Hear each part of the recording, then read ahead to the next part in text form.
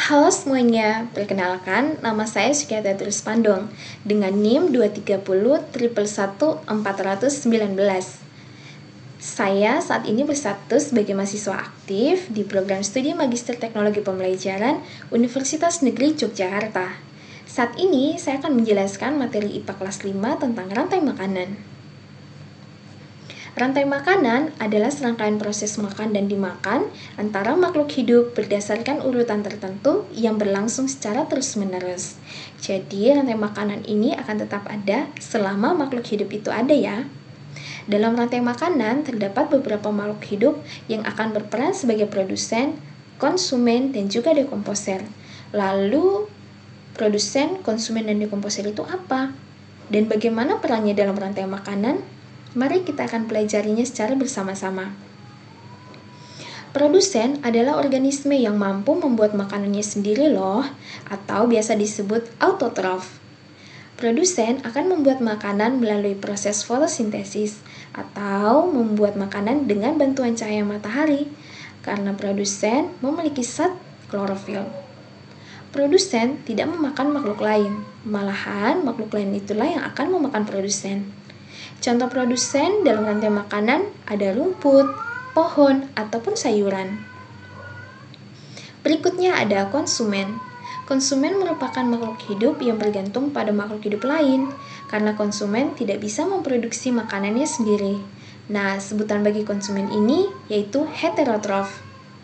Dalam rantai makanan, tingkatan konsumen dibagi atas beberapa. Yang pertama ada konsumen primer. Konsumen primer ini biasanya memakan produsen atau tumbuhan.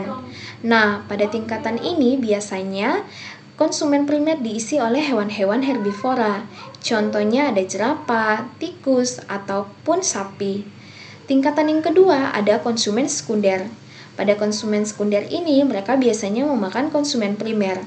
Nah, hewan-hewan pada tingkatan konsumen sekunder ini masih bisa dimangsa oleh hewan lainnya. Contoh hewan pada konsumen sekunder ini ada ular dan juga katak. Selanjutnya tingkatan yang terakhir yaitu konsumen tersier atau konsumen ketiga. Pada tingkatan ini, konsumen tersier akan memakan konsumen sekunder. Nah, biasanya juga pada konsumen tersier ini terdapat konsumen puncak.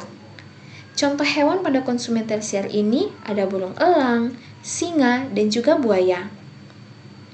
Selanjutnya ada dekomposer. Dekomposer atau pengurai adalah organisme terakhir dalam rantai makanan.